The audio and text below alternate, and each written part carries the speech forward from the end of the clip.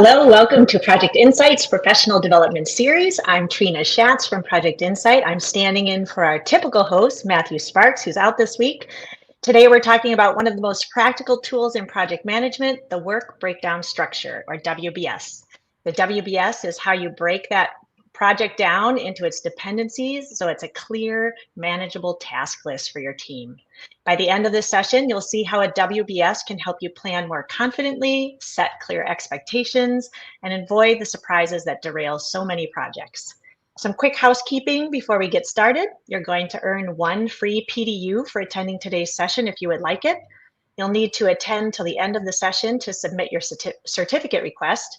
Everyone right now is on mute, but feel free to drop your questions in the chat as we go. In fact, maybe you can stop there now and tell us where you're coming from. We'll email you your PDU certificate by the end of the week, and you'll have access to the full recording using this very same link that you used to join with today. So now let's get started and introduce some of our presenters. First, Steve West, founder and CEO of Project Insight. Steve has helped organizations for over 2 decades to bring clarity and structure to their project work, streamline their processes, and make smarter data-driven decisions with Project Insight.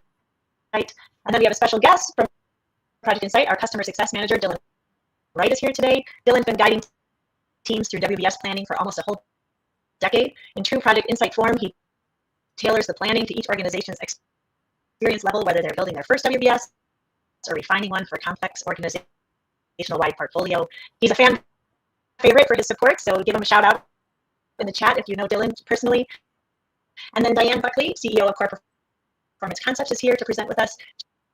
She's a PM expert, an author, a speaker who's helped countless teams apply practical project management skills that actually sink in and stick. So what do you think, team? Are we ready to get started? Yep, let's go ahead. Yeah, let's go ahead, Dylan and Diane, let's do it. All right. Well, welcome everybody. Great to see everybody. Hope everybody had an awesome 4th of July weekend. I certainly did. And so, hi everybody. I see a whole bunch of people saying hello there. So we're going to talk about the WBS today.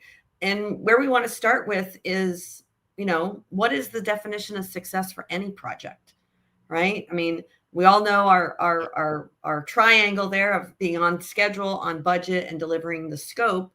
But the WBS really, really helps us focus on that scope. And if you do it well, it helps you meet your schedule and your budget. Right, Dylan? Absolutely. Love Mike's picture, by the way. That's awesome. Yeah, that's a great one. Yeah. So bottom line, when we talk about scope and we're talking about the WBS being kind of the critical for managing that scope by definition is the 100% of the work that you want to do. And most of the time when we have, projects, I mean, a lot of us are working in Agile environments, hybrid environments, and maybe you don't know everything all at the very beginning of the project.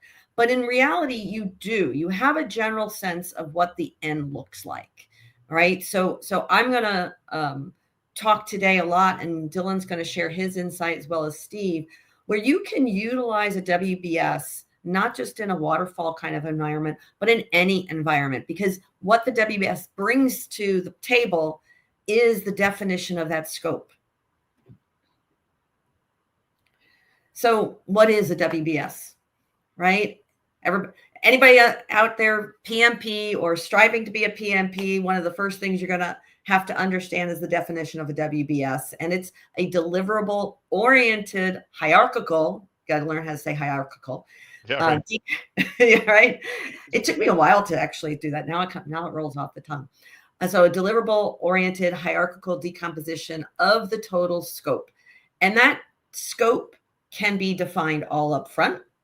You can break it up into large chunks and do the detail of those chunks as you need it. So that's why we talk about, you want to break down those large chunks into smaller chunks. And it doesn't mean that you have to do them all at once, but you should understand what the overall objective of your project is.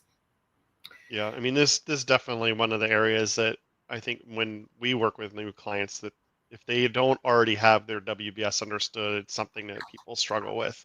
Mm-hmm. And I would say even just having been around project management so long, it's something that, it's not, this is like an art there's an art to it, not just, there's just a lot to building your work breakdown structure. Yeah, and a lot of times when you're talking with people within your team or your client, they're like, well, I don't know everything right now. And I'm like, that's Yeah. okay. That's okay. Like, because, and like I said earlier, a lot of us are working in hybrid environments. So it's not expected that you know everything today. But when you do know, you want to detail it out. That's so true. Yeah, I coming from customer success here at Project Insight, there's so many teams. I would say it's the majority of the time that they don't know, the new team that we're bringing on, they don't know what every single step will be. And we try to encourage them to say, that's okay. That's okay that we don't know everything right now. We can get you to a working place in your project plan so that we can get you moving with it. And then, we'll make changes to that along the way. Well, and that's a great point too, because the misconception is that you have to define everything up front and you can't start any work until you do. And that's in the pure, like you go from one end of the spectrum to the other. In the pure sense of the waterfall, yes, you've defined all your work before you start. And the pure sense of Agile, you define nothing until you start, right? But the real reality is that in between part where some things to move forward with, but you also know that there's other things to be done. And a WBS works in all of those scenarios. Well, and then I think the wrinkle on that is just knowing what the steps are, defining them, putting them in a hierarchy, literally ruffling out your schedule. And I think there's a lot of times people hesitate to build in how many days, it's like the duration of the steps, or even what the effort might be. They struggle with it because they want it to be exact. And I always try to recommend that some estimate is better than nothing, because you're not going to be perfect, but if you have roughly the right amount of work or effort in there and the right amount, or roughly, some will be higher, some will be lower, but at least after you've built your schedule, you'll know roughly how much effort is really in there. If you have zeros for everything, there's no guidance at all. Right. And the reality is, like, who had a project schedule put together that every single estimate was accurate? Right. Nobody. But there's many times where we have a rough idea, to your point, a rough idea of how long this project's going to take, and we still meet it. We still meet that target date, which is where we were saying before. If you don't have a WBS, being on schedule and being on budget is almost impossible. But if you have a WBS, then the chances of you being on schedule or being on budget increases significantly, right? There's always going to be surprises. That's actually the fun part of being a project manager is, there's going to be a challenge. Your day is never going to be the same thing. Almost every day. Almost every day. Something new will pop up, right? And you don't want it to. So again, a WBS is about decomposing the work. So you've got the big items that you want to deliver on, and then you want to divide and subdivide down to the point where they're much more manageable pieces of work. And when we talk about that, there's always the question of how low do you go, right? Yep. How deep do you go? And the correct answer to any project management question is it depends. It depends on the person doing the work, because maybe they're very experienced and you don't need to go that deep. Or maybe they're new to the game and you have to spell out all their different tasks. So it really depends on your team. And that's another reason why it makes it so, being a project manager, the day is always different, because you can't just assume that the same WBS you used for a similar project is going to be exactly what you're going to use for this next project. It's helpful, but it's not going to be aligned 100%. And so knowing your team and knowing the skill sets of your team really make a difference. So it is important for you to think about the team members and their skill sets when you're doing decomposition of your WBS. Yeah, certainly. This was actually a question that came up in a new implementation that we had just in the last couple of weeks, is how detailed should my WBS be? And it was that sort of, that sort of answer. Well, okay, let's, there's not a definitional, right or wrong answer here. Let's talk about your team, and let's also talk about what kind of updates or information does, your management want? What sort of progress and Reporting. update in Mhm. reporting? Exactly. Thank you. Reporting. Do they want to see? What kind of level of detail do they want to see? Do they want to see it down to that more nitty gritty step, or do they want it to see just over the phases of the project? And so that was another kind of attribute that we were looking for to figure out how much decomposition to do. Yeah, and You're absolutely correct. Go ahead, Steve. This is where the art part comes in, because if you do too broad of a stroke, too much, like, oh, I'm gonna have a task for a month, then you don't really have as much opportunity to see your progress very well, or to just know where you are on those steps. And then the converse is, if you're down putting in it every hour of the day, that can be cumbersome or more difficult for the team member or yourself in managing all those steps. So there is a fine balance. Yeah, you just have to find a balance there between, is it a week at a time? Is it a day at a time? There are cases where it should be an hour at a time, but there are a lot of cases where that's overkill. Right. Absolutely. And again, each of those little manageable parts should be a task for an individual, right? You don't ever want to decompose it. So what some of the relative rules that you would go to is, ask your management, ask the client, how do you want to report? How do you want this stuff reported? Because that helps identify the granularity you need to get to. And the other one is, who's doing the work, and making sure that it's very task specific.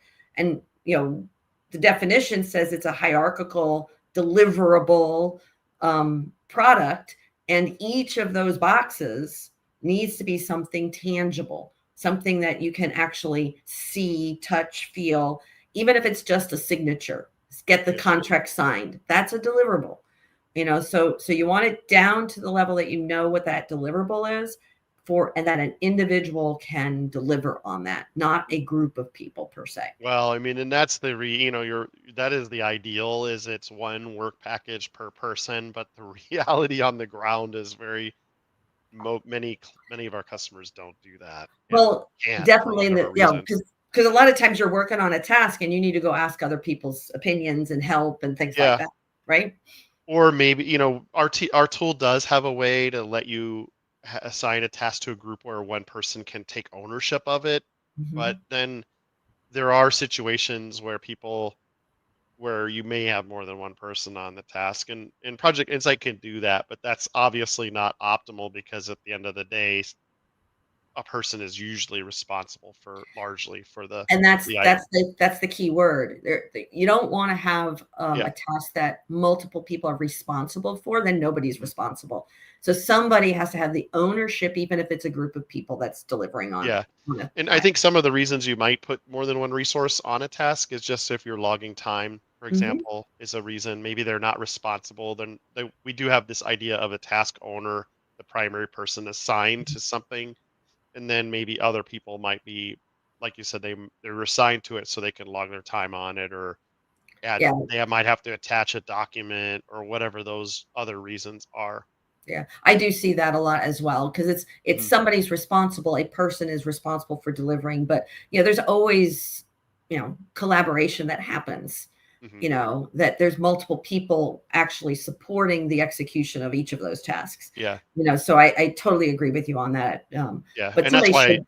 And that's why we designed it to work like that. There are other tools out there that don't let you assign more than one person to a task, and that ends up, I won't name them. They're generally these Agile tools, but that companies struggle with that, because it goes to one person, then another, and then another, and then you don't even know who really did it anymore. Then it's a bouncing ball, right? Absolutely. So Dalen, why don't we take a look at Project Insight for a second and show us what the WBS looks like? Absolutely. Well, we've got a very classic looking project waterfall here, broken out into our different phases, coming from the PMBOK world, right, of projects going into these different phases. I do have them broken up so that we can actually expand these out.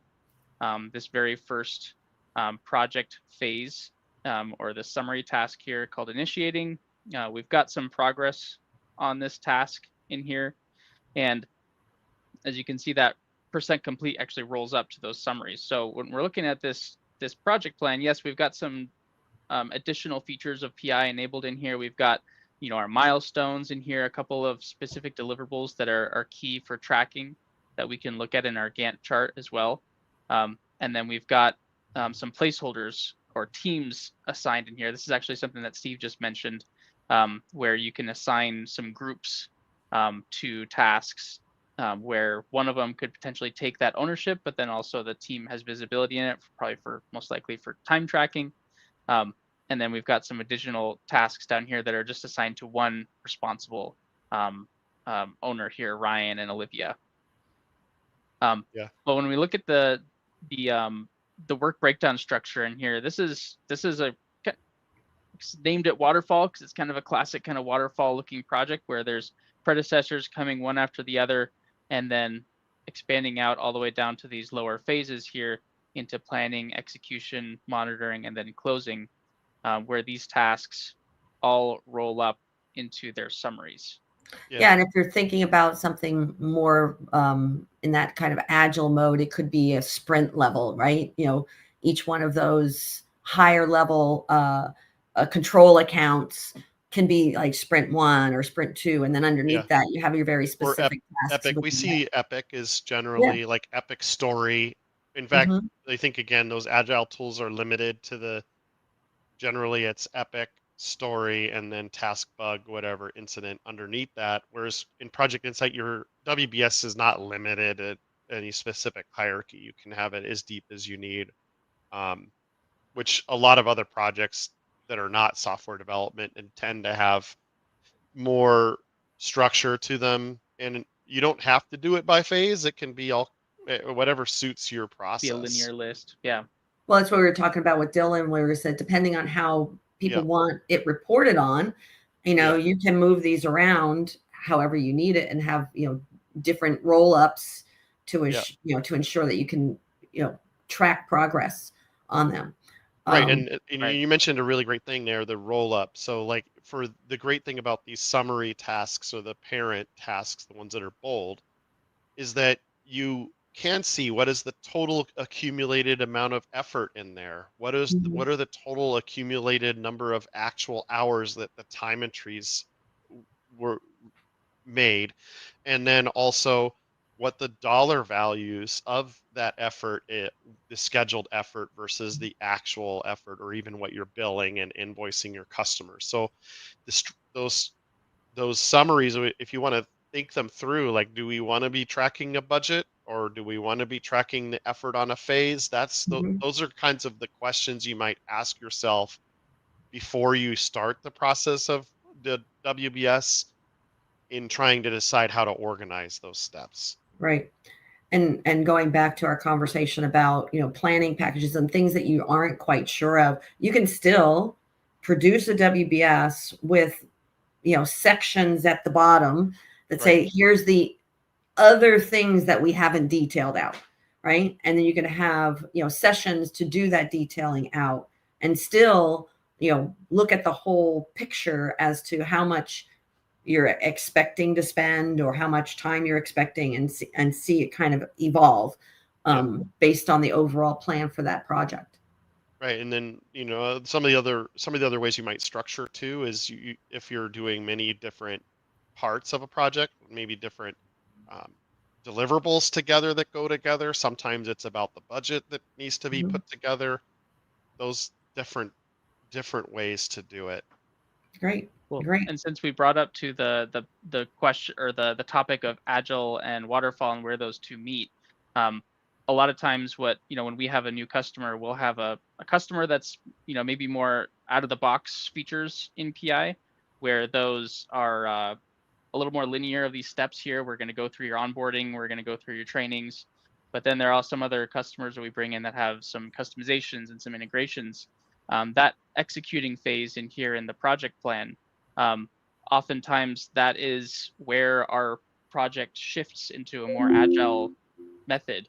and where our engineers come in and we're repeating those in our sprints, every 2 to 3 weeks, and we're going to go through that in a more agile method in the middle, and then we'll start validating that, and we'll bring that to the customer and validate with them, and then we'll kind of shift back into a waterfall. We'll kind of continue the final sets of the training. Mm-hmm. So it's another and I think that's a typical thing for many people in many projects, and I think unfortunately sometimes people think, oh, if just because you started doing waterfall or have waterfall aspects that somehow the whole project is waterfall, but you can stratify those tasks. The WBS has nothing to do with actually what you throw in a sprint.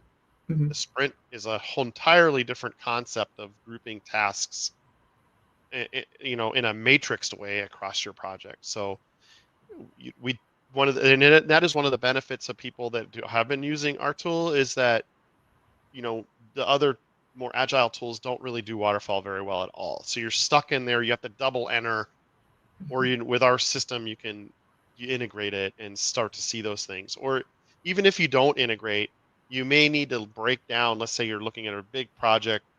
It's going to affect your whole company. It's not just engineering, but engineering might be a big part of it. You could still, even if you're not integrating things, you can still track that effort that's going to happen in the other tool in here, and put a section or a couple sections of your WBS for that. Basically what we've seen, and we've had this conversation a few times over various webinars, but not all organizations or all project teams have dedicated resources. So inevitably you're going to be working with some sort of shared resources, right? Engineering is a typical one that, especially at Project Insight, you guys work this way as well. You might have a client implementation, which is a very standard WBS structure with various tasks and work packages within that. And those work packages could be grouped together by a group of shared resources like engineering. So engineering could be working on 3 or 4 client implementations at the same time, in the same sprint.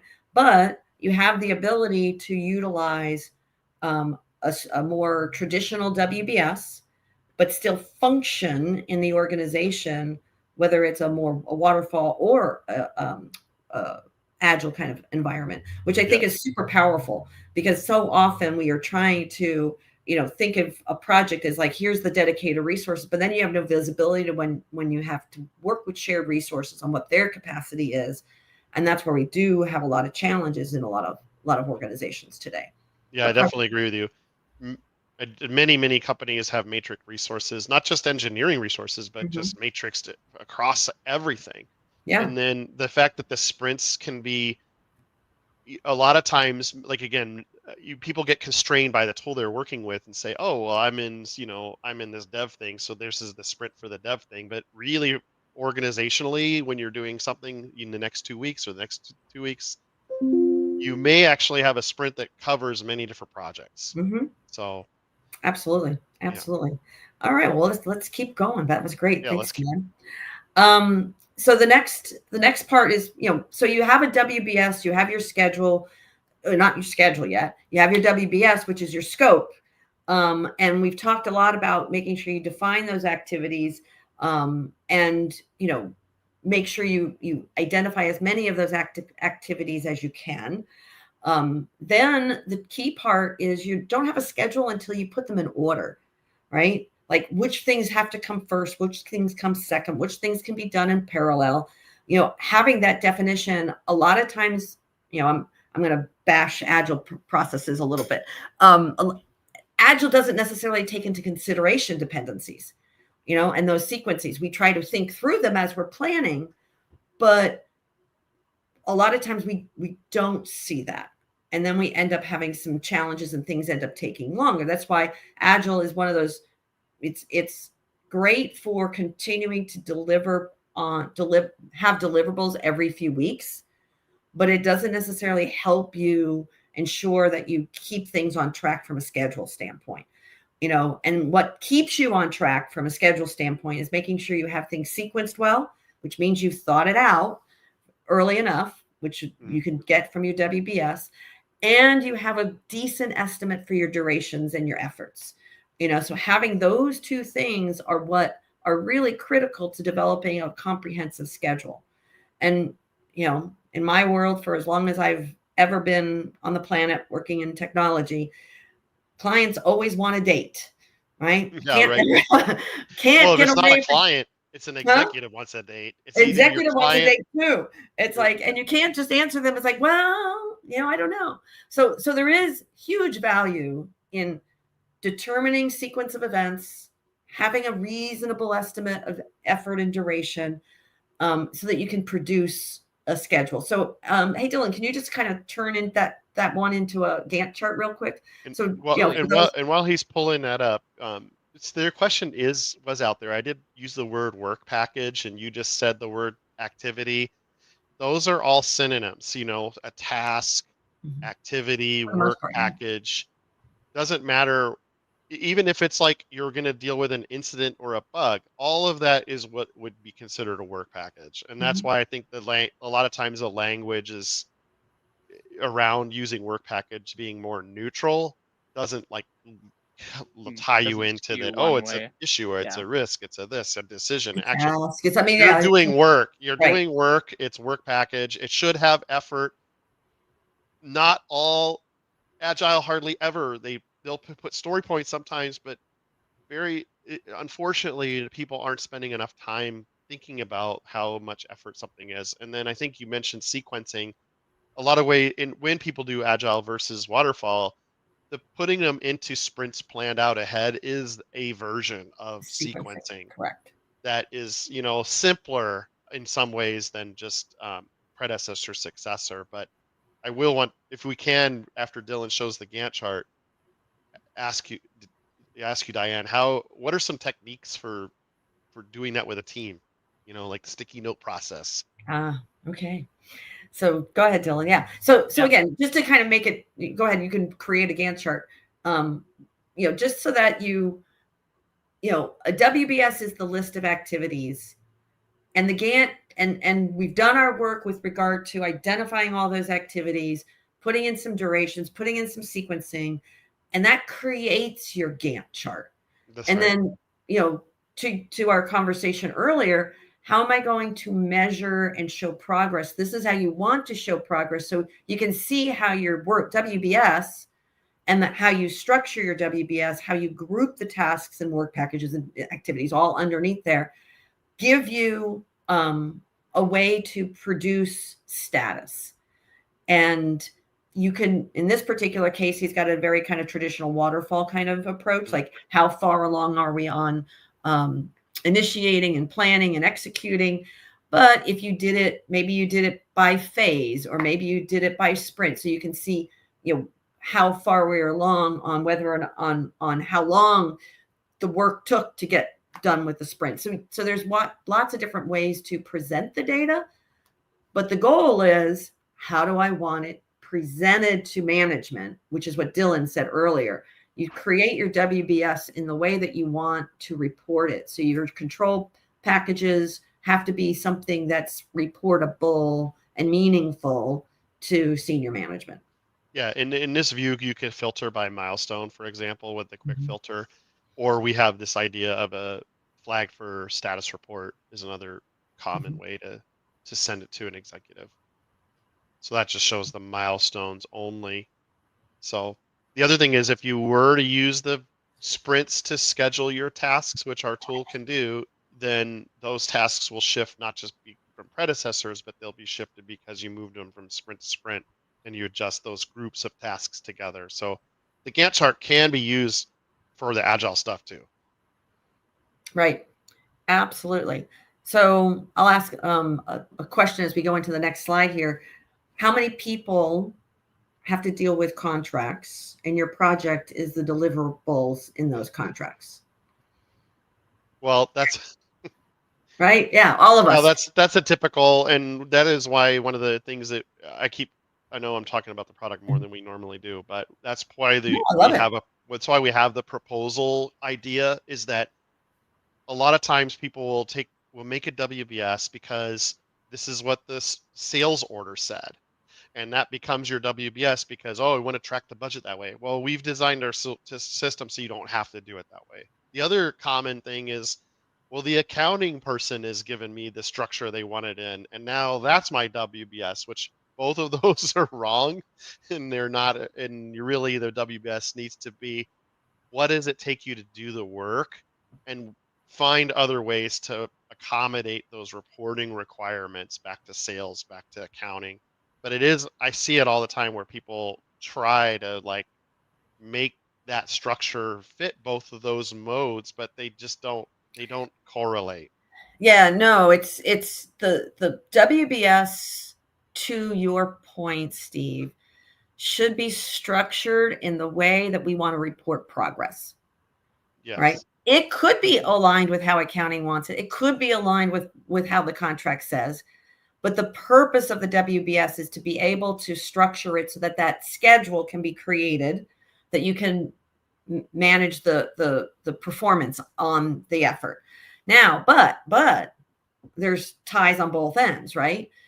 That contract and that WBS need to be aligned from the perspective that you make sure you have everything included that you promised, and that you don't include things that weren't promised. So another reason to take the time to do a WBS, because I have seen where people don't spend any time identifying those big chunks. And once, then they say, okay, well, we're just going to start, and we're going to start with this. And I have seen many times where the whole project team just morphs into something way different, most likely way larger than what was originally planned. So we're all going to be constrained by a contract, right? And so you need to make sure that you understand what that contract says, and your WBS has to be aligned in general with that contract. So you don't want to have things that are not contracted for, and you want to make sure everything in the contract is included in your WBS. And that's another place that you can put placeholders, those planning packages. I know they want this, but we're not ready to work on this yet. But I'm going to work on these first three things because we have good definition. This fourth thing, I know that we have to deliver it. It's in my WBS, but we're going to work on decomposing it, later on after a certain point in time. So the contract and your WBS need to be extremely aligned. Also, too, if you have that, so everything's tied together, and where people go awry is when they don't realize everything's tied together, right? Yeah. And then it's about setting your baseline expectations. If I have my contract aligned with my WBS, then your conversations with your client on who this is going to is going to be that much easier. This is our baseline. This is what we're delivering. And as you're going along, there's always going to be times when they're going to try to do more, try to do less. But if you don't have a sense of what that baseline is to start with, you're going to end up doing work that you shouldn't be doing. And nobody has unlimited resources and unlimited funds to do whatever they want to do. And we also can show between the contract to the WBS to the Gantt chart, we can actually demonstrate how we're going to deliver on that agreement. It's all brings together. So these are all wonderful tools that you should all understand and make sure everything's aligned. And then the last thing is, it makes it that much easier to identify when there's an opportunity for a change request, right? And then you can be very specific, saying this was not promised, but we could do it with a change order or a change request. Yeah, and I want to comment a little bit on what you're talking about, aligning the sales order, for example, or the scope from your initial deliverables that are just roughly what you're doing. With the proposals, you can track that stuff. You can track that progress outside of your project plan in your WBS. And I totally agree with you that your WBS should be aligned with what's in the order so that you're not doing more. But I don't think that you have to feel constrained by that have to structure it. No, not the structure. Not the structure. Yeah, I just want to make it clear to the audience. It means align means that you're doing things on the order and that you're not doing things that aren't on the order. Correct. I think Steve and I are thinking of a similar instance where we helped someone with that, where it was, I think, they were interested in making, almost matching the WBS with a contract, and that's that delineation there of like aligned versus aligned rather than matching, which Right. is I think is a good call Yeah, out. and we're not going to have our salespeople do our project plans for us, right? I mean, come on. That's what you're basically doing when you do it that way. So feel free to make the WBS be what it needs to be in order to actually get the work done, but make sure that your work packages or your tasks don't include things that are not on the order or in the scope or in the charter. Yeah, there's one way that I've seen or we've worked on like that the team can use. Let's just say you have a deliverable that's on the sales order, and you're breaking down that work, whether you're doing it in sprints or not, doesn't matter. But at a point in time, you say, okay, I'm looking at all the work we've done. Like, am I really done? Like, because again, deliverable oriented. So do I have all the work defined to be able to say that I'm done? And that's part of that whole definition of done, even on the Agile side of the house. Mm-hmm. It's think through what done is. And most of the time you'll say, well, wait a minute, I still need to do this, or I need to, do the training program, in addition to the actual deliverables. So I want to know what done is to help us make sure we're creating the WBS at the lowest level that we need to. Mm-hmm. Cool. And then, one thing that I do love about having a good detailed WBS is that it certainly improves the communication with your client on what they're checking out, what they're validating. So again, going back to making sure it's aligned with the contract, here's how what you signed up for, what you're paying for, how we're delivering it. And it can be a real validation or a tangible validation that it's there or it's not there. It should be a yes or no answer for you to confirm that you've delivered on the expectations of the project. So always think about that acceptance criteria, making sure that, can I prove to, the person that our client that I'm delivering what they expected. Yeah, that's sometimes difficult. That gets, we have other webinars on that and just getting your scope up front and that. Well, yeah, it's kind of like if you have good scope validation, you have happy clients. If you have poor scope validation, you get to the end and they say, well, that's not everything that I was promised. My sales team promised me this. Well, I don't want to get to the end and have that conversation. We have to align it from the beginning and make sure that we're clear with regard to what we're delivering and detail that out so that when you get to the end, they're saying, yep, I agree with what you're delivering and we're happy. And I think that's a real big challenge just in most tech these days, especially, or most businesses, that you just don't, a lot of times you don't know what you don't know. So you have to do the best you can and be like we've talked about you started down the road of the change management aspect of it, because you may bake into your schedule ahead of time in your work breakdown structure for change management and effort that you're going to need, because depending on your business, many businesses have unknowns. Unless you're really, some businesses do have very well defined. We know exactly what we're doing, but many of our clients have things where they know roughly, and they discover as they go. So when you're building your scope, you want to define what it is, leave a little bit of slack in your schedule for the unknown things. Exactly. And then, as we were just saying, it's, it helps in controlling any scope changes, so this is where, if you're even in a pure Agile mode, you still need to have a goal in your sprints and what you want to deliver. And it has to be clear as to what it is. And so it's obvious when what gets delivered may or may not meet the expectation. And then you have to change because, have some scope change because it's not meeting the expectation. So you can't control scope changes if you don't have a baseline to work from. And so also too, as we said earlier, you could be working across multiple groups, multiple departments that might be shared resources, or you're working within a PMO that you've got multiple projects going on. So, and a client could have multiple projects going on. So the other thing that I like about Project Insight, it gives you that visibility into more of that portfolio look. Yeah. So Dylan, I think you were going to show us some of that too. Yeah. Yeah. This definitely some areas that we've been really investing in here is the ability to see a portfolio level Gantt chart. I think you're not showing the right one, or the portfolio task list. I'd like to start it from the project level, just in this case, because whenever I think of it, I kind of like the levels, right? That we said the word hierarchy, right, earlier.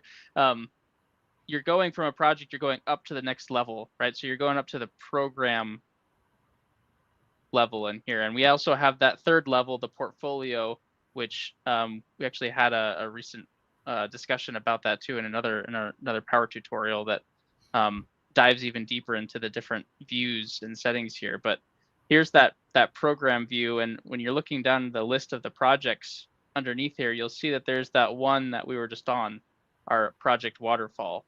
You see the status of it in its health, the priority of it, as well as a few other key information points of it. It's percent complete, the hours spent on it. We could also, if we're tracking actual hours or time entries on here, we could see that roll up in here as well. When we look up here, we'll see the overall status, the progression of this program as it's moving along. Now, this program might be everything that we're working on with this client, or it might be everything that we're working on within this team of our transformation program. That's the name of this program up here. And when we go up here to our views, we're on the overview right now. It's kind of like our dashboard view, similar to our project dashboard view of our overview here. But down here below that, I'm going to look at our task list view first. This is a collected task list of all of the projects in our program.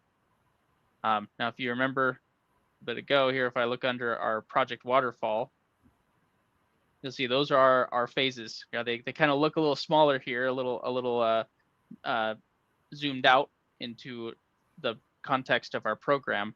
But underneath that, you'll see all the same steps underneath initiating. You'll see that there's those milestones, the resources assigned, all the way down to our next phases down here, planning, executing, and we'd be able to see that same progress of, if there are sprints underneath there and how that looks, also in a Gantt chart up here.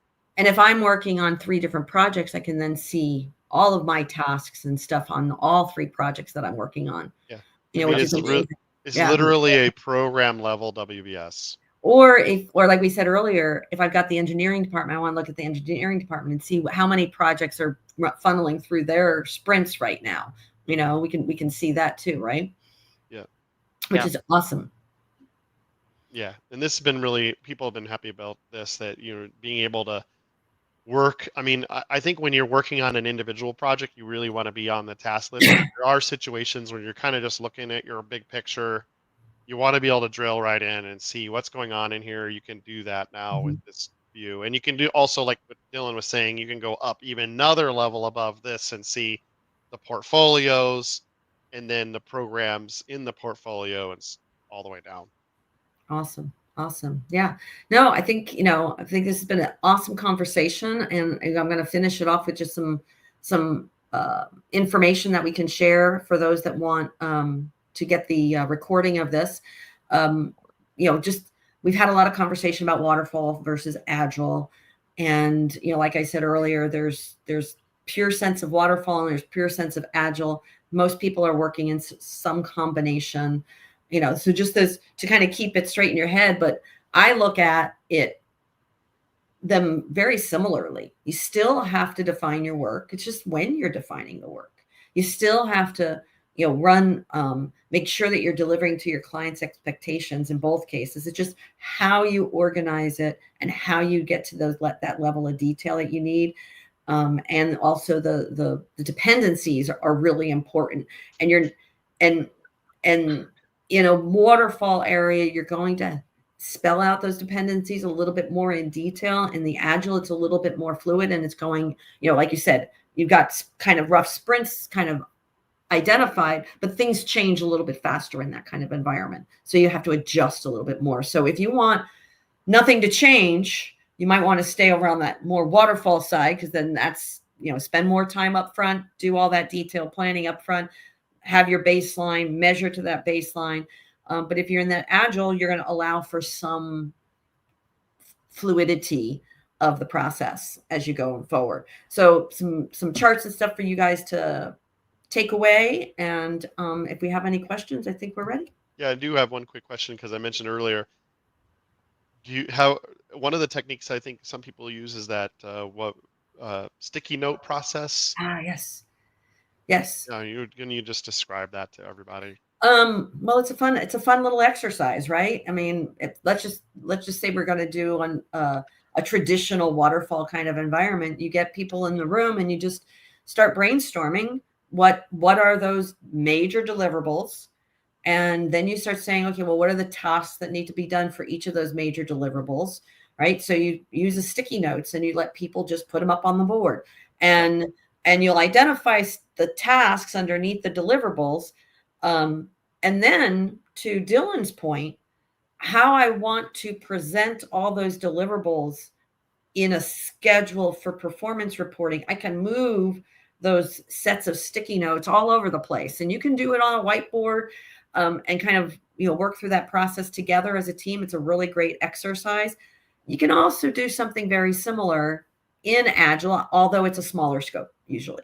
Right? You're saying, okay, we want these 3 tasks to be done. So we're going to really detail out these 3 tasks and identify whether or not we can get it all done in that sprint. So that discussion with the sticky notes is more about what's my scope. And then you really want to have a look at, what's the resources and can I get it done? And then you determine whether or not you need 2 or 3 or 4 sprints to complete that work. But you're still doing the same exercise of identifying and detailing out all those. You can do it virtually, but in this day and age, if you can get everybody, if you actually are in the office and can get everybody in the room to do it, it might be a fun exercise to help you get if you want your team to help you put the WBS together. Yeah. Awesome. Great. Any other questions? Yeah. You think? I don't think I see any other questions, but we mentioned a lot of webinars that we've had in the past. So I dropped in the chat our project management webinars link for anyone who's interested in not just past webinars, but our next webinar is upcoming. But here is your PDU certificate request QR. So get your cell phone out or just copy down the link. I'll drop it in the chat as well. We'll send an email with the recording link and this QR again, but you'll need to fill out a certificate quick request. And if you can do that by the end of the day tomorrow, it will be emailed to you directly by the end of the week. So if you don't receive it by email, please feel free to reach out to either marketing@projectinsight.com or any of the other emails that we've listed today. And then our upcoming webinars, we mentioned in the chat notes today that next week we're having a 15-minute power tutorial with Matthew and Steve, learning how to streamline your proposal delivery invoice workflow. I think it's going to be more of the ideation to execution piece of that for this particular time, but we mentioned that today. And then in August, we've got another PDU webinar upcoming to be decided. And then we're doing a power tutorial on bi-directional integrations with both Jira and Azure DevOps. So if you do have those development tools and you're wanting to bring them into the mix of your WBS, you can see how that can be a smoother process with Project Insight. And then lastly, we have our season 2 in full swing of Wear Your Cape to Work. I think our special guest from our last episode is actually on the webinar today. So a little wave and shout out to Linda Goodrich, who was in episode 3 of Wear Your Cape to Work. She is the VP of Delivery at Curis, and she had a great conversation about helping people in your team find their most fulfilling role in project work at your company, which is really great. So grab the website there, wearyourcapetowork.com, and tune in to last episode and the next ones. And then if you'd like to follow us on social media, here's those channels as well. But thank you all for being here today. And thanks to all of our presenters. It's been a great presentation today, something to keep in your recording pocket. Yeah. All right. Thanks. Have a great week. Bye, everybody. Bye, y'all. Thanks, you guys.